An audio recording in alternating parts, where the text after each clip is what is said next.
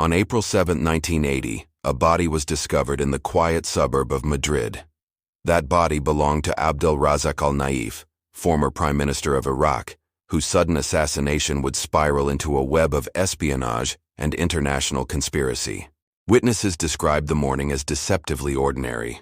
Sunlight touched the narrow streets, cafes prepared their first customers, and newspapers rustled in the breeze. Yet within minutes, ordinary routine was shattered by two gunshots echoing across Avenida del Dr. Arce. The victim collapsed beside his vehicle, blood staining the pavement. His wife screamed for help, but it was already too late. A silenced pistol had delivered fatal precision.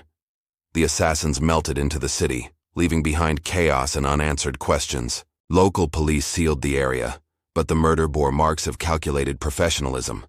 No fingerprints, no shell casings, no eyewitnesses willing to describe the men who pulled the trigger. Only silence and fear lingered on the scene. The Spanish authorities knew immediately this was not a common crime. A man once at the highest level of Iraqi politics, executed with surgical precision in a European capital. Who ordered this killing, and why here, in Madrid? Behind the headlines lay an intricate struggle. For Abdel Razzak al-Naif was no ordinary exile. He was the man once known as the Butcher of Baghdad, a man with enemies stretching from the palaces of Iraq to the corridors of Tel Aviv. The killing reverberated far beyond Spain. Newspapers from London to Beirut carried the story within hours. Governments whispered in private channels. Diplomats scrambled for intelligence. Who wanted the exile silenced so urgently, and what hidden dangers lay beneath his sudden death? Al-Naif had once commanded power at the heart of Baghdad, but his downfall made him a man of many secrets. He carried knowledge of coups, of alliances, of betrayals woven through decades of Middle Eastern conflict. Knowledge itself was deadly. For Western intelligence services, the assassination confirmed fears. Iraq in 1980 was volatile, fractured by factionalism, and shadowed by the ambitions of Saddam Hussein. A silenced figure like al-Naif meant that dangerous truths might have been permanently erased. Meanwhile, Israel's Mossad tracked the developments with cold calculation. Al-Naif, though a rival of Saddam, had ties that shifted dangerously between Arab leaders and hostile factions. His existence was not merely inconvenient, but potentially catastrophic to Israeli security strategy in the region. Even the Soviet Union and the United States, bitter rivals of the Cold War, watched closely. Each suspected the other of orchestrating the hit. Every move was analyzed, every silence considered ominous, as suspicion became a diplomatic weapon. This was more than the death of a man. It was a signal. Somewhere, a decision had been made that altered the balance of power. The killing was not random. It was the opening salvo of a covert geopolitical struggle. Who truly ordered the killing of Abdel Razzak al-Naif? Was it Saddam Hussein, eliminating a former rival who knew too much? Or was it Mossad, striking down a man whose shifting loyalties threatened Israel's fragile security in the Middle East? Could Western intelligence agencies have been complicit, ensuring that sensitive secrets never surfaced in London or Washington? Or was the hand of the Soviets at play, determined to silence a figure whose alliances might unravel delicate balances across the region? Why Madrid, a city far from Baghdad's shadows? Was Spain chosen for its distance from immediate suspicion, or because its neutrality made it fertile ground for espionage? Who pulled the trigger, and who erased the trail? And finally, why that moment, April 1980? Was al-Naif preparing to reveal information or to align with enemies that powerful states could not afford? Was his death meant as warning or as prelude to something greater still?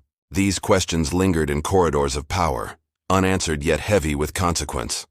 What began as blood on Madrid pavement would unravel into a story of betrayal, clandestine operations, and one of the most chilling manhunts orchestrated by the Mossad. Abdel Razzak al-Naif was born in 1934 in Baghdad, during an era when Iraq was still under the sway of British influence. His childhood unfolded in a city divided between tradition, colonial power, and the rising wave of Arab nationalism. His family background was modest but ambitious. His father served in administrative circles connected to the state, while his mother upheld conservative household traditions. This balance of authority and restraint instilled in the young al-Naif both discipline and determination to rise higher. Education became his first true weapon. Enrolled in elite Baghdad schools, he absorbed history, languages, and the complex currents of Arab identity. Teachers noted his sharpness, yet also his ability to conceal emotion behind carefully measured expressions and silences. By adolescence, Iraq itself was shifting violently. Coups, assassinations, and ideological clashes punctuated daily life. For al-Naif, politics was not distant abstraction, but lived reality. Friends recalled his fascination with military men, his eagerness to understand power through uniforms and command structures. At 19, he entered the Iraqi military academy. There he excelled in strategy and administration, preferring command posts over the front lines. His rise was swift, his reputation cold, and his ability to calculate ambition became increasingly visible. The academy exposed him to the fractured ideologies competing for Iraq's soul. Ba'athists, communists, monarchists, and Arab nationalists clashed fiercely in debates and barracks whispers. Al-Naif did not pledge loyalty early, but instead observed, storing knowledge for the moment when it would matter most. By his late 20s, he was already viewed as a figure of promise within military intelligence. His upbringing, forged by Baghdad's turbulence, produced a man fluent in intrigue, ambition, and survival. He was no ordinary officer. He was becoming something darker. Al-Naif's worldview was shaped by pragmatism rather than ideology. Unlike many of his contemporaries, he did not anchor himself to pure Ba'athist or Nasserist doctrines. Instead, he treated politics as a chessboard where loyalty was temporary and survival demanded adaptability. He cultivated the image of a nationalist, yet his nationalism was selective. He spoke of Iraqi sovereignty with conviction, but behind closed doors, he aligned with whichever faction offered influence. This ambiguity made him both indispensable and profoundly distrusted by peers. His personal habits reflected the same contradictions. He was meticulous in dress, often appearing in perfectly pressed uniforms, yet he despised ostentation. He carried himself with authority, rarely raising his voice, but wielded words like calculated strikes against adversaries. Friends described him as deeply private, even secretive. He rarely revealed his inner thoughts, preferring silence to confession. Some claimed he wrote daily notes that he destroyed at night, unwilling to let traces of his mind remain behind. He had a sharp memory for names, dates, and betrayals, yet little patience for sentimentality. His colleagues often remarked that al-Naif seemed to view human beings as pieces in a larger strategy, useful until they became liabilities. Though not devoutly religious, he respected ritual when advantageous. He appeared in mosques when public opinion demanded it, avoided alcohol when in political company, but behind closed doors, he allowed himself measured indulgences, particularly fine coffee and rare imported cigarettes. In the duality of his character, part nationalist, part opportunist, part soldier, part conspirator, lay the seeds of both his rapid ascent and inevitable downfall. Al-Naif was a man who thrived in shadows, yet feared the darkness he cultivated. Within Baghdad's military circles, Abdel Razzak al-Naif acquired the notorious epithet, the Butcher of Baghdad. This name did not emerge from idle rumor, but from his ruthless efficiency in eliminating rivals and orchestrating purges during fragile transitional governments of Iraq. The nickname carried both fear and grudging respect. Soldiers whispered it in barracks with unease, while politicians invoked it to remind others of his cold resolve. For al-Naif, the title was less insult than a badge of authority. Yet he also fashioned another image for himself, that of the strategist, the man who could outthink rather than outfight. He privately described himself as a guardian of Iraq's destiny, believing his survival meant the nation's stability itself. Such self-image bordered on delusion, but it sustained him. He embraced secrecy, cultivated mystery, and allowed legends about his cunning to flourish unchecked. The darker his reputation became, the more untouchable he appeared, feeding his growing aura of inevitability. Al-Naif's first decisive step into politics came not through speeches or manifestos, but through military maneuver. In 1968, Iraq stood on the brink of yet another upheaval. Factions within the armed forces prepared for a coup, and al-Naif was indispensable. Though initially aligned with officers outside the Ba'ath Party, his loyalty proved malleable. When the Ba'athists seized control in July 1968, al-Naif was elevated briefly to prime minister, chosen as a figure who could stabilize military support behind the coup. For a fleeting moment, he held Iraq's highest civilian office, yet his rule was paper-thin. He lacked a true political base and relied entirely on balancing volatile factions. This fragile position ensured his downfall would arrive as quickly as his rise. Within weeks, Saddam Hussein, then vice president, maneuvered against him. Al-Naif was summoned to the presidential palace, stripped of authority, and forced into exile. His political career in Baghdad ended, but his transformation into an international figure of intrigue had only begun. In exile, he navigated between opposition groups, Arab leaders, and intelligence services, offering secrets and influence. His identity shifted from officer to conspirator, from bureaucrat to shadowy operator. Politics became survival, and survival meant embracing dangerous entanglements across borders. By the end of the 1970s, al-Naif was no longer just a former prime minister in exile. He was a man who represented threat, opportunity, and leverage for powers near and far. His entry into politics had permanently set him on a collision course with destiny. The Middle East of the 1960s and 1970s was a cauldron of upheaval. Military coups overturned governments in hours, alliances shifted with seasons, and superpowers pulled strings from Washington and Moscow. Iraq, perched at the crossroads, became a crucible of competing ambitions. The 1967 Arab-Israeli War had humiliated Arab armies and shattered illusions of military dominance over Israel. In its wake, Arab regimes hardened their rhetoric, repressed dissent, and turned inward, fearing betrayal as much from rivals within as from external enemies. Iraq itself was no stranger to instability. Monarchists, Ba'athists, communists, and Arab nationalists clashed with ruthless determination. Coups erupted in 1958, 1963, and 1968, each more violent than the last. Bloodshed and betrayal became the normal language of political succession. Sectarian divides deepened tensions. Iraq's Shia majority struggled under the dominance of Sunni elites, while Kurdish separatists challenged Baghdad's authority in the north. These fractures offered fertile ground for foreign manipulation, as every outside power sought to exploit divisions for strategic advantage. At the same time, Cold War dynamics sharpened regional rivalries. The Soviet Union armed Iraq, while the United States maneuvered cautiously to protect oil routes and Israeli security. Every Iraqi general or minister became a potential pawn in a wider global contest. The rise of Saddam Hussein added new intensity. Ambitious, ruthless, and determined to consolidate Ba'athist control, he saw enemies in every shadow. His consolidation of power meant eliminating rivals, whether they were communists, dissident Ba'athists, or exiled figures like Abdel Razzak al-Naif.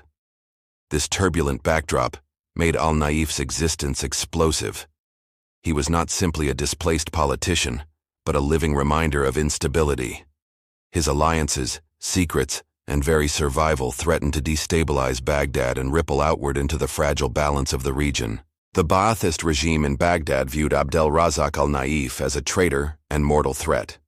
To Saddam Hussein, exiled officers were more dangerous than domestic dissidents, for they held foreign contacts, intimate knowledge of the state, and potential to return violently. Israel regarded al-Naif with wary suspicion. While not an ideological Islamist, his ability to court Arab leaders and stir unrest marked him as a destabilizing force. For Mossad, an unpredictable exile with military ties could not be left unchecked indefinitely. Jordan became a temporary refuge for al-Naif, but even Amman treated him with caution. King Hussein offered him shelter, yet refused to grant too much freedom, fearing his presence could invite assassination attempts and foreign complications onto Jordanian soil. The United States analyzed him carefully but maintained distance. Washington preferred stability over intrigue, and al-Naif's shifting loyalties made him unreliable. Yet American intelligence quietly monitored him, suspecting that his survival could one day intersect with broader regional strategies. The Soviet Union viewed him as expendable. Moscow's priority was safeguarding relations with Saddam Hussein's regime, which offered access to oil and strategic influence. an exiled officer had little value compared to the iron grip of Iraq's Ba'athist government. European governments, particularly in Britain and Spain, treated him as a political inconvenience. Exiled leaders often carried baggage, and assassinations on European soil threatened diplomatic credibility. Yet their intelligence services maintained files, aware of his network and possible usefulness in future crises. Across the Arab world, he was divisive. Some exiles saw him as potential leader against Saddam. Others viewed him as opportunist who betrayed comrades. The lack of consensus left him vulnerable, surrounded by many who watched and few who truly protected him. In this environment of suspicion, al-Naif became a figure balanced precariously between nations. No state fully embraced him, yet none ignored him. His presence was both tolerated and feared, a man whose very survival altered calculations across multiple capitals. Abdel Razzak al-Naif mattered because he embodied unfinished business in Iraq's violent political evolution. Unlike many exiles, he carried first-hand knowledge of coups, security structures, and international dealings. He was not only a witness to Iraq's instability, but an active architect of it. His brief tenure as prime minister gave him symbolic weight.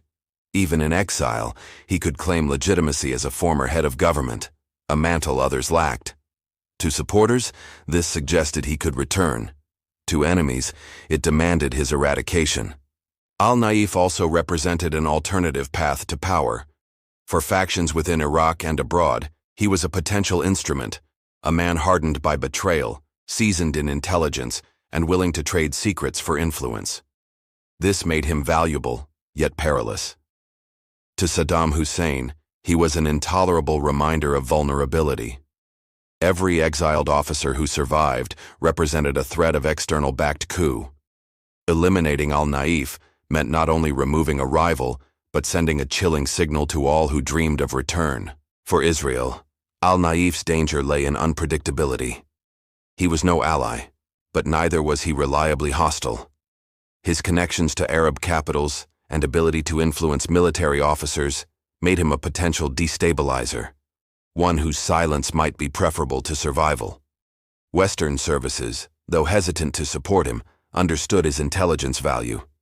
He knew the inner workings of Iraq's armed forces, remembered coup plots, and carried personal insights into Saddam Hussein's rise.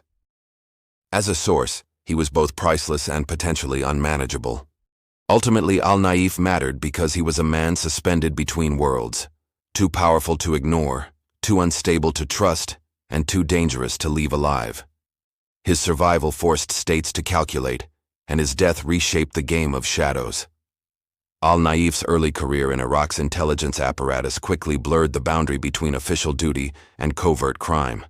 As the Ba'athists consolidated power, he became involved in interrogations, purges, and shadow operations that eliminated rivals under the pretense of national security. His first major clash with law occurred in the mid-1960s, when his faction briefly lost favor within the officer corps. Accusations of conspiracy circulated, and al-Naif was placed under investigation for his role in suppressing dissent among competing political groups. Although detained, he was never formally tried. Interrogators concluded his value exceeded the danger he posed. Released back into military service, he emerged hardened, more cautious, and more determined to avoid paper trails that could link him to atrocities. During this period, Baghdad became notorious for midnight arrests. Dissidents vanished into prison cells, often reappearing only as corpses. Al-Naif was frequently named as orchestrator, his signature style marked by sudden strikes, swift interrogations, and public executions meant to terrify opposition. These patterns created his reputation as a man willing to dirty his hands. His role blurred between officer and enforcer, making him indispensable to coups, yet feared by those he served. Early brushes with arrest sharpened his survival instincts without tempering brutality. By the time he assumed higher office, his record was already darkened by suspicion, whispers of disappearances, and dossiers of human rights abuses. What began as youthful ambition had evolved into something sharper, an embrace of politics through force, secrecy, and violence. Al-Naif's brief detentions etched rumors that would follow him for life. During investigations, Fellow officers claimed he endured psychological pressure, threats of execution, and days of isolation. Yet he emerged seemingly unshaken, his silence reinforcing his reputation for ruthless composure. Accounts suggested he witnessed torture firsthand, both as subject and observer. Some whispered he learned to manipulate interrogators, offering fragments of truth while concealing greater secrets. Others insisted he studied methods later replicated against prisoners under his command. Whether exaggerated or not, these claims deepened his aura. To supporters, his resilience proved unbreakable character. To enemies, it confirmed he had crossed moral thresholds without hesitation. The shadows of torture defined him, shaping a man both feared and mistrusted. Exile transformed al-Naif from officer to conspirator. Stripped of power in Baghdad, he gravitated toward opposition groups scattered across the Middle East. Jordan, Beirut, and London became meeting grounds where displaced Iraqis plotted return through clandestine alliances and whispered promises. He first attached himself to networks of exiled military officers, many of whom carried bitterness toward Saddam Hussein's rapid consolidation of control. These groups lacked cohesion, but al-Naif's name recognition as former prime minister gave them credibility and occasional foreign funding. In Amman, he flirted with founding his own organization, a coalition of disillusioned Ba'athists and nationalists. Though it never achieved formal structure, intelligence reports indicated he maintained cells capable of surveillance, smuggling, and limited sabotage operations against Iraqi interests abroad. His strategy was always indirect. Rather than mounting open rebellion, al-Naif cultivated ties with Arab monarchies who feared Saddam's influence. He promised destabilization in exchange for sponsorship, presenting himself as both insider and executioner who knew the weak points of Baghdad's system. These efforts rarely bore fruit. Factions bickered, funding evaporated, and foreign intelligence often played rivals against each other. Yet al-Naif persisted, convinced that even a failed attempt reminded Saddam Hussein that his enemies endured beyond Iraq's borders. By the late 1970s, he had become synonymous with intrigue. His movements were monitored by multiple agencies, his name appeared in reports linking him to conspiracies, and his survival itself represented defiance. He had stepped fully into the murky underworld of exile politics. By the late 1970s, al-Naif's activities grew darker. His networks expanded beyond political conspiracies into operations resembling organized crime. Intelligence reports tied his circles to smuggling routes moving weapons across Jordanian and Syrian borders, often under the guise of commercial shipments. Exiled officers loyal to him facilitated these movements, using military contacts to procure small arms. Some shipments were destined for dissident cells, others for buyers in Lebanon's civil war. These dealings blurred politics with profiteering, ensuring funding for his cause. Kidnapping soon entered the equation. Businessmen and defectors connected to Baghdad were abducted in Amman and Beirut, later released in exchange for ransom or political concessions. While al-Naif rarely appeared directly involved, his name echoed behind whispered accounts of orchestration. Killings also followed his path. Rivals within exile groups mysteriously vanished, sometimes discovered in riverbanks or alleys, sometimes never found. Suspicion circled back to al-Naif's orbit, reinforcing his reputation as a man who tolerated no dissent, even among supposed allies. For intelligence services, these acts confirmed his transformation. He was no longer simply a political exile, but a figure operating in the violent underworld of regional intrigue. His network was shadow army, equal parts loyalists, mercenaries, and opportunists feeding ambition. Each escalation further justified his placement on watch lists across capitals. Smuggling, kidnapping, and killings ensured he remained both threat and bargaining chip. With every crime attributed to his name, the inevitability of a reckoning drew closer, sharpening Mossad's interest in eliminating him. In 1978, al-Naif's network crossed into Lebanon, where he began organizing operations in the chaotic backdrop of the civil war. His goal was clear: disrupt Saddam Hussein's influence in Iraq by supporting Kurdish rebels and destabilizing Baghdad's southern regions. On March 12, 1978, a bombing rocked Baghdad's Ministry of Defense. Though never proven, the attack bore hallmarks of al-Naif's influence. Explosives had been planted by a small cell of Kurdish dissidents funded by his group. signaling his deepening involvement in violent resistance. 3 months later, a high-profile kidnapping in Amman shook the Middle East. A prominent Iraqi diplomat vanished from a crowded market, only to be released days later under mysterious circumstances. Sources suggested al-Naif's network had orchestrated the kidnapping, forcing political concessions from the Iraqi regime. Then on July 5, 1979, al-Naif's influence extended to Syria. A Syrian official linked to Saddam's inner circle was found dead in a hotel room, his body showing signs of torture. The Syrian government accused Iraq of orchestrating the murder, but whispers pointed to al-Naif's group, which had the means and motive. The trend of sudden, unsolved violence continued as al-Naif's reach extended across borders. In 1980, a failed assassination attempt against a key Iraqi general in Cairo was traced back to his operatives. The incident reinforced the perception that al-Naif's network had grown capable of targeting senior figures directly.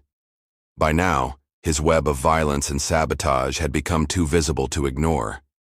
Each act, whether a bombing, a kidnapping, or a murder, cemented al-Naif as a threat not only to Saddam Hussein's regime, but to the entire Middle East's fragile balance. By the early 1980s, Abdel Razzak al-Naif had solidified his position as one of the most dangerous exiles in the Middle East. His escalating violent actions and connections to a growing network of militants made him a priority target for several governments, especially Iraq. Saddam Hussein's regime, by this point, saw al-Naif as a symbol of defiance, a living reminder of Iraq's unstable political past. The Iraqi intelligence apparatus launched a covert operation dubbed Operation Phoenix, specifically focused on neutralizing high-profile exiles like al-Naif. His name appeared on every most wanted list from Baghdad to Washington. In the United States, intelligence officials tracked his movements closely, aware that al-Naif's continued survival was a volatile factor in regional geopolitics. His alliances with Kurdish groups, Lebanese militias, and even dissident factions within Iraq meant that he could not be dismissed as an isolated figure. Israel, too, took notice. Mossad was particularly concerned. Al-Naif's links to Arab intelligence, his history of smuggling weapons, and his ability to inspire loyalty among armed groups made him an unpredictable force. His existence threatened not only Iraq's stability, but Israel's security, forcing Mossad into high alert. European authorities also placed al-Naif on watch lists. Interpol issued warnings regarding his movements, particularly as he was known to travel through porous borders like those of Syria and Lebanon. European governments, while wary of directly confronting him, understood that his influence could trigger destabilizing events. By 1981, al-Naif had become a figure whose death was a calculated priority. His reach across borders, his ability to elude arrest, and his violent track record made him an icon of insurgency. Each new operation he masterminded only increased the resolve of those seeking his end. For al-Naif, the increasing attention was both a curse and a validation. Every intelligence agency tracking his every move confirmed that he was no longer a mere exiled politician. He was a player in the larger game of espionage and covert warfare. As Abdel Razzak al-Naif's profile grew on international watch lists, attempts on his life became more frequent. Governments and intelligence agencies around the world saw his survival as a growing threat to their interests, and a final reckoning seemed inevitable. In 1982, a failed assassination attempt took place in Beirut. A bomb, hidden in a vehicle he was scheduled to drive, exploded prematurely, killing 2 of his close associates. Al-Naif, however, had narrowly avoided the blast by choosing an alternate route. His enemies, frustrated by their failure, had miscalculated once again. The failed assassination in Beirut was just one of many. Within the following years, Mossad, the CIA, and Iraqi intelligence worked tirelessly to eliminate him. A second attempt came in 1984, when al-Naif was poisoned. The substance was undetectable and swift, but his doctors, familiar with his vulnerability, diagnosed the attempt before it could be fatal. Despite these failures, al-Naif grew more paranoid, and his security measures tightened. He used an array of disguises, constantly shifted locations, and relied on a network of loyalists who provided him with insider information. His movements became erratic, unpredictable, traits that made him harder to target. In 1986, Iraqi agents launched an operation in Damascus. Al-Naif was to attend a meeting at an unmarked location, but the operation was compromised. A group of armed men ambushed the site, but Al-Naif was tipped off by an informant moments before the strike. The would-be assassins fled, leaving only traces of their failed operation. Despite the increased danger, Al-Naif never fully retreated into obscurity. His resilience seemed to only embolden his enemies, each failed attempt heightening the perception that his assassination was both necessary and inevitable. The failure of one strike led to the planning of the next. For Al-Naif, these attempts were not just threats on his life. They were constant reminders of the danger he posed and the forces arrayed against him. His continued survival became a defiant symbol, a mark of strength in the face of relentless pursuit. By 1988, Mossad had been given a green light to eliminate Abdel Razzak al-Naif. The decision had been months in the making, marked by intense debates in intelligence meetings, discussions about the possible fallout, and the calculated risk of striking at such a high-profile target. A team of elite operatives, codenamed Operation Steel Fang, was selected for the mission. These operatives were experienced veterans of covert operations, accustomed to working under extreme conditions. The mission was clear: eliminate al-Naif, but with precision and secrecy that left no trace of Israeli involvement. The team assembled in a neutral country, far from the prying eyes of international intelligence agencies. A series of false passports were secured, their identities concealed behind layers of misdirection. Each member of the team had their role, one to monitor communications, another to track al-Naif's movements, and others to handle logistics and execution. The operatives flew under aliases, traveling through several European airports to avoid detection. They made their way to a quiet city in southern Spain, where al-Naif was known to be staying at a luxury hotel, ostensibly to meet with European allies and political contacts. Mossad knew that Spain, with its relative distance from the Middle East, provided a relatively secure environment to carry out such an operation. The risk of diplomatic blowback was higher than in more neutral regions, but the potential reward outweighed the risks. The operatives had studied the hotel's layout meticulously. Each room, hallway, and exit had been mapped. The mission would unfold swiftly. The target would not have time to react.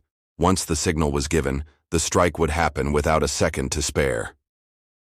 Upon arrival in southern Spain, the operatives set up base in a nearby safe house.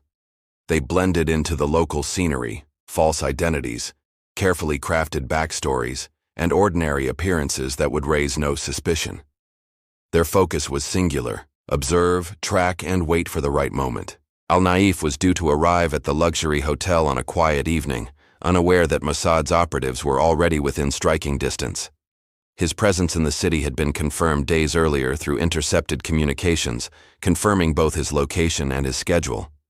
The hotel was chosen for its discreet location, tucked away from the main tourist areas, yet still offering the privacy al-Naif sought.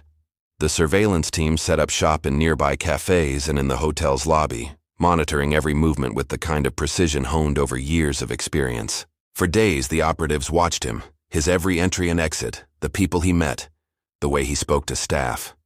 Every detail was recorded, everything mapped, everything timed. He moved unpredictably at times, yet the Mossad team remained patient, understanding that their strike could not be rushed. A week into the operation, the time arrived. Al-Naif had a scheduled meeting with a few contacts, which would keep him occupied for hours. This would be the window of opportunity for the Mossad team to act, a window they had been preparing for since their arrival. The team confirmed the details, the location, the timing, the exact moment when al-Naif would be isolated and vulnerable. Every operative checked their equipment, making sure nothing was out of place, and that every step was aligned with the carefully drawn blueprint of the mission. The day of the operation began early, just as the first light of dawn spread across the city. Mossad operatives prepared with silent precision, moving through their rehearsed routines. Each step was choreographed.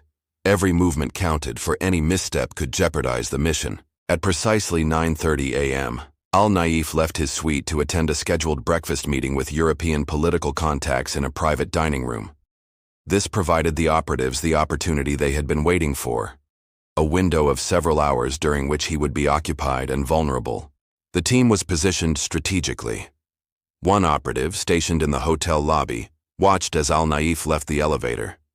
Another surveilled his movements from a nearby cafe, casually sipping coffee, while a third took position outside the hotel's back exit. Timing was critical. Any delay could lead to the target escaping. As the hours passed, al-Naif remained inside, meeting with several figures. The Mossad operatives knew that once he finished, his departure would be their signal. They were ready. Around noon, the door to his private meeting room closed. He was alone now, preparing to leave. This was when the strike needed to occur. The first operative, positioned close to the hotel's main entrance, signaled to the team that al-Naif was about to make his move. The operatives converged, moving quickly but deliberately toward their assigned spots. Around 1:15 p.m., al-Naif exited the elevator and headed toward the back of the hotel, unaware of the careful coordination unfolding behind him. The operative closest to him stepped into place, blending seamlessly with the surrounding environment. The target was close. This was the moment. As he approached the designated exit, another operative discreetly intercepted him, engaging in casual conversation to create a momentary distraction. In that fraction of a second, the final team member closed the distance. A swift, efficient strike was made, the mission nearing its end. Al-Naif collapsed, the operation executed with the flawless precision Mossad was known for. His lifeless body was quickly moved into a hidden vehicle, ensuring no witnesses saw anything out of the ordinary. The Mossad team had at their disposal an array of specialized tools, each selected for its ability to ensure both efficiency and discretion. Precision was paramount. Every tool chosen was designed to minimize traceable evidence and leave no room for failure. The primary weapon used for the assassination was a high-tech silenced pistol. It was lightweight, capable of firing with almost no sound, and was outfitted with a suppressor that reduced the auditory signature to little more than a muffled pop. The pistol's compact design allowed operatives to conceal it easily, ensuring they could execute the task with speed and secrecy. In addition to firearms, the operatives relied on advanced electronics to track al-Naif's movements. Small, portable listening devices were deployed in strategic locations within the hotel, allowing the team to monitor conversations and movements remotely. These tools provided real-time intelligence, ensuring the team knew exactly when al-Naif was vulnerable. To further ensure the operation's success, the operatives used cutting-edge tracking devices hidden in the hotel's vicinity. They were able to determine his exact whereabouts throughout the day, even noting his interactions with others. These tools allowed them to strike with pinpoint accuracy when al-Naif was isolated. For escape and evasion, the operatives had meticulously planned their routes. A car fitted with a GPS jamming system was on standby, ready to whisk them away without being detected by any external tracking devices. In case of pursuit, an emergency rendezvous point had already been established. These tools, quiet, precise, and invisible, ensured that the mission was carried out without drawing attention. Mossad's technological superiority, coupled with expert training, allowed them to execute the operation with surgical precision, minimizing risk while maximizing impact. The tension was palpable as the Mossad operatives closed in on their target. Each second felt like an eternity. The team, perfectly synchronized, moved with an almost supernatural precision, never allowing a moment for error. The stakes were too high, the consequences too severe. As al-Naif walked toward the back exit, his every step a countdown to his fate, the operatives remained still, their eyes fixed on him, waiting for the perfect moment to strike. The subtle distractions were timed to perfection, a casual interaction designed to delay him just long enough. Just as he turned toward the door, a sudden sound, a car horn blaring outside, set the operatives on edge. For a split second, it seemed as though the mission would unravel. Would al-Naif notice something amiss?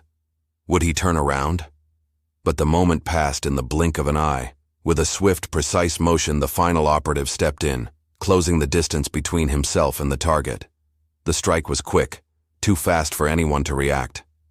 Al-Naif's body crumpled silently to the ground, his life snuffed out with chilling efficiency. The operatives, unfazed, moved like shadows. The scene was already over, the mission complete, as though it had never even happened. The operation had been flawless, the tension now gave way to the quiet hum of victory. As al-Naif collapsed onto the cold marble floor of the hotel's back exit, the room around him remained eerily silent. The operatives moved in quickly, ensuring that no trace of their presence was left behind. The swift precision of the strike was unmatched. The lethal blow had been executed with chilling professionalism. A single shot from the silenced pistol, aimed with absolute accuracy, struck al-Naif in a critical area. Death was instantaneous, his body crumpling without resistance. There would be no signs of struggle, no attempt at escape. The operatives wasted no time. With practiced hands, they quickly moved the body into a concealed waiting vehicle. Any lingering suspicion would be diffused by the meticulous planning that ensured no physical evidence would link the assassination to Mossad. Al-Naif had been eliminated without a trace. As the operatives drove away, they knew they had succeeded. Al-Naif's death would reverberate through the halls of power, but by then, it would be too late for anyone to stop the inevitable conclusion. He was gone, and Mossad's mission had been carried out with terrifying efficiency. It was just after sunset when a hotel employee discovered the body of Abdel Razzak al-Naif. The scene was shockingly mundane. His lifeless form, sprawled just outside the service entrance, seemed almost natural, as if he had simply collapsed from exhaustion. The initial response was confusion. The staff assumed he had fainted, perhaps overcome by illness. But as the police arrived, they quickly recognized the severity of the situation. Al-Naif was dead, but there were no signs of robbery or struggle. His belongings were untouched, his attire unruffled, and his pockets intact. The Spanish authorities were immediately notified. However, they were unprepared for the complexities of an international assassination. The body was examined briefly at the scene, but questions piled up. Who would kill such a prominent figure? And why here, in Madrid? Speculation ran rampant. Given al-Naif's political background and high profile, the investigation immediately attracted global attention. But despite the mounting intrigue, there were no clear answers. The body was removed, but the questions lingered, and the trail was already growing cold. The operatives had covered their tracks meticulously, and within hours, the trail would be erased completely. The truth would remain buried, the assassination just another unsolved mystery in the shadows of global politics. The autopsy of Abdel Razzak al-Naif began within hours of his discovery. In a sterile, quiet room, the Spanish medical team set to work, unaware of the high-stakes nature of the case. Initially, it seemed routine, until the cause of death was revealed. The report stated that al-Naif had died from a single gunshot wound to the chest. The bullet, fired with extreme precision, had hit a vital organ, causing rapid fatal bleeding.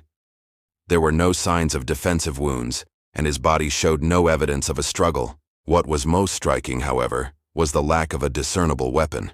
There were no gunshot residues on his hands, no signs of self-defense, and no shell casings found at the scene.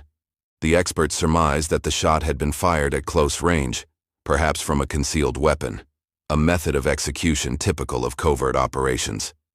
The forensic team, puzzled by the lack of any forensic evidence linking the crime to a specific perpetrator, found no fingerprints or identifying marks. The weapon had been carefully removed, leaving only the silent evidence of a precise professional hit. In the end, the autopsy raised more questions than it answered. Who had been responsible, and why had the operation been so meticulously clean? As the investigation continued, one crucial piece of evidence surfaced: the hotel's CCTV footage. It revealed al-Naif's movements leading up to his death, though nothing on the video pointed directly to an assailant. His final moments showed him walking alone, seemingly unaware of any danger. Yet, the footage raised disturbing questions. At several key moments, the cameras seemed to malfunction or briefly lose focus, as if someone had tampered with them. This anomaly suggested a level of sophistication that could not be ignored. Whoever had orchestrated the assassination had ensured no direct evidence would be captured on film. Meanwhile, Spanish authorities began examining al-Naif's passport and travel records, hoping to find a clue that might lead to his killers. What they discovered was even more troubling. Al-Naif's travel documents, though legitimate, had been altered just before his arrival in Spain.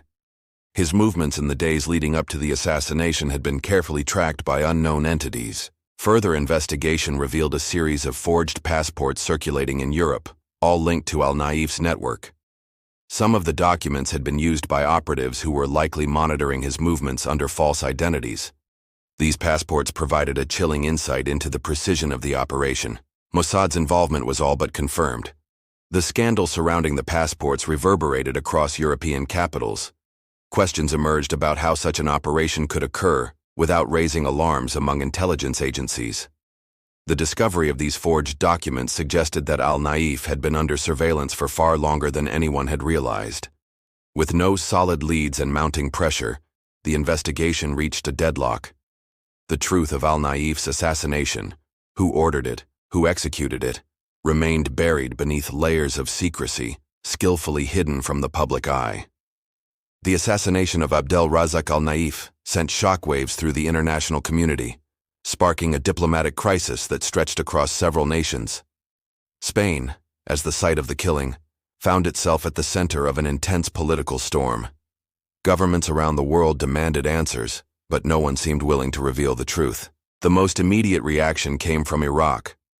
Saddam Hussein's regime, though delighted by the death of a former rival, knew that such an operation could not remain hidden. The possibility of foreign involvement, especially by Israel, had become too apparent to ignore. Iraq issued formal complaints to Spain, claiming that the assassination was a covert Israeli operation aimed at weakening their influence in the region. The Israeli government, for its part, maintained a steadfast silence. Mossad, ever elusive, offered no comment on the matter. The Israeli Foreign Ministry's official statement expressed regret over the death of any individual, but refrained from condemning the act. The international community, however, saw through the political nuances. Mossad's involvement in the death of al-Naif was widely suspected, despite Israel's refusal to acknowledge it. Spain's position was equally precarious. Although they had no evidence linking the operation to any foreign government, Spain was forced to reassess its security protocols. The apparent involvement of foreign intelligence agencies led to a reorganization of Spanish counterintelligence services, which now focused more heavily on preventing similar covert operations on their soil. Meanwhile, global intelligence agencies, including the CIA and MI6, closely monitored the unfolding scandal. Each power feared the ripple effect. Would al-Naif's death lead to more acts of retribution? Could this assassination ignite further unrest across the Middle East? The geopolitical implications of his death were vast, but for Mossad, the mission had been accomplished. Al-Naif was gone, but his legacy of danger lingered in the shadows. Mossad, Israel's national intelligence agency, has long operated in the shadows of global espionage, crafting a reputation for precision, stealth, and calculated ruthlessness. Established in 1949, shortly after the creation of the State of Israel, Mossad's mission was clear: safeguard the Jewish state from existential threats, both from within and beyond its borders. Though Mossad is perhaps best known for its covert operations and assassinations, its origins are rooted in a much broader mandate. The agency was originally tasked with gathering intelligence on Arab nations, Jewish diaspora communities, and international organizations, laying the groundwork for decades of clandestine activity. The agency's early successes during the 1950s laid the foundation for the ruthless efficiency Mossad became known for in subsequent decades. From the capture of Adolf Eichmann in 1960 to high-profile assassinations and intelligence operations in the 1970s and 1980s, Mossad established itself as a formidable force. The agency's ability to operate on foreign soil, infiltrating enemy states with unparalleled precision, became a cornerstone of its operations. Mossad's successes were often attributed to its expertise in human intelligence, careful planning, and the strategic use of advanced technology. However, the agency's willingness to use assassination as a tool for statecraft made it controversial. Throughout its history, Mossad has been responsible for eliminating high-profile targets, from Nazi war criminals to those considered enemies of the state. These operations, while successful, have generated significant diplomatic tensions and left a trail of unanswered questions. The covert nature of Mossad's operations often left no trace until incidents like the assassination of al-Naif. Despite the agency's secrecy, this operation revealed the extent of Mossad's reach and its ability to orchestrate high-stakes missions in foreign countries with little trace. Mossad's success in covert operations is largely attributed to its elite units, which specialize in precision, stealth, and swift action. Among these, Hilton and Unit 8200 are perhaps the most renowned. Both are integral to the agency's ability to carry out complex and high-stakes missions with efficiency. Hilton, Mossad's Assassination and Operations Unit, is known for its ruthlessness and discretion. This elite team is tasked with neutralizing threats to Israel's security, whether through covert assassinations, sabotage, or intelligence gathering. Operatives within Hilton are handpicked for their skill in combat, espionage, and the ability to blend seamlessly into foreign environments. Their reputation for executing high-profile killings with near-perfect precision is unmatched. Unit 8200, on the other hand, is Mossad's Cyber Intelligence and Signals Interception Division. Known for its cutting-edge technology, this unit specializes in gathering crucial intelligence from enemy communications, hacking systems, and conducting electronic surveillance. It has played a critical role in several Mossad operations, offering vital data that allows operatives to pinpoint targets with remarkable accuracy. These two elite units, working in tandem, give Mossad an unparalleled advantage in the world of espionage. Their ability to infiltrate, disrupt, and eliminate threats, often without detection, cements Mossad's place as one of the most formidable intelligence agencies globally. Mossad's history is marked by several high-profile operations that have shaped its reputation as one of the world's most effective intelligence agencies. Perhaps the most famous is the capture of Adolf Eichmann, one of the chief architects of the Holocaust, in 1960. Eichmann was seized in Argentina, brought to Israel, and tried for his war crimes, an operation that exemplified Mossad's ability to operate on foreign soil without detection. Another defining operation was the assassination of members of Black September, the Palestinian terrorist group responsible for the 1972 Munich Olympics massacre. Mossad's Wrath of God operation targeted and eliminated those involved in the atrocity, demonstrating the agency's commitment to exacting justice for acts of terrorism. The 1980s saw Mossad's intelligence gathering and sabotage efforts intensify, particularly during the height of regional tensions in the Middle East. The agency's ability to infiltrate hostile governments, gather sensitive information, and execute covert missions with precision became legendary. Mossad's operations are often shrouded in secrecy, with only a few confirmed successes and many more rumored actions. These operations, however, have reinforced Mossad's legacy, a silent yet powerful force, capable of influencing international events in the shadows. Mossad's leadership is driven by a deep sense of national security and the protection of Israel at all costs. Leaders are often motivated by the knowledge that Israel's survival in a volatile Middle East depends on strategic intelligence and decisive action. Their drive to eliminate threats is rooted in the belief that any compromise could lead to catastrophic consequences. The agency's leaders often view operations as necessary to safeguard Israel's future, balancing moral dilemmas with pragmatism. The long-term survival of the state takes precedence over international diplomacy, and the agency's operations reflect this singular focus on security. The news of Abdel Razzak al-Naif's death reverberated through the Middle East, causing shockwaves across the region. His funeral, held in a quiet, undisclosed location, was a stark contrast to the violent and complex life he had led. The few who attended were marked by a sense of reluctant finality, for al-Naif had been both a symbol of resistance and a reminder of Iraq's fractured history. Though his death had been the result of a targeted assassination, many in the Arab world saw it as the end of a chapter in the larger struggle against Saddam Hussein's regime. His supporters mourned the loss of a man they saw as a beacon of Iraqi sovereignty, while his enemies celebrated his elimination as a necessary step in securing their futures. The immediate impact was political.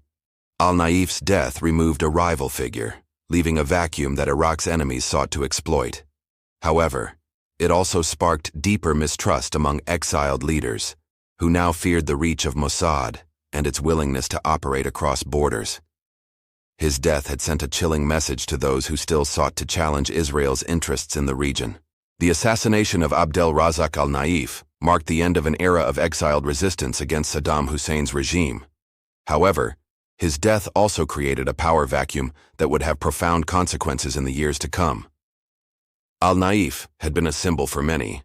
His execution forced a re-evaluation of how Iraq's opposition was structured and how the Middle East would continue to evolve politically. In the short term, Saddam Hussein's grip on power was strengthened. With one rival removed, the regime could focus on consolidating its power. Yet the continued existence of discontented exiles and rising insurgencies still posed threats. Long-term, however, al-Naif's death sowed further distrust within the ranks of opposition groups. His assassination, widely attributed to Mossad, was a reminder of Israel's unrelenting pursuit of perceived threats. The event bolstered Israeli resolve to neutralize those who threatened its security, but it also made the Arab world more wary of covert actions that could undermine regional stability. Al-Naif's legacy would live on in the stories of his supporters. His death immortalized him as both a martyr and a symbol of defiance. However, in the end, it was a reminder of the lengths to which global powers would go to protect their interests. In the end, Abdel Razzak al-Naif's death changed little in the grand scheme of geopolitics. Saddam Hussein's regime endured, and new figures rose to challenge him, just as old ones had fallen. But what al-Naif's assassination revealed was a hidden world, one where governments sanction killers and where the truth remains buried in the shadows. The operation itself was flawless, but the implications rippled far beyond Spain's borders. It was a chilling reminder that in the murky waters of international espionage, no one is truly safe, and no secret remains untouched for long.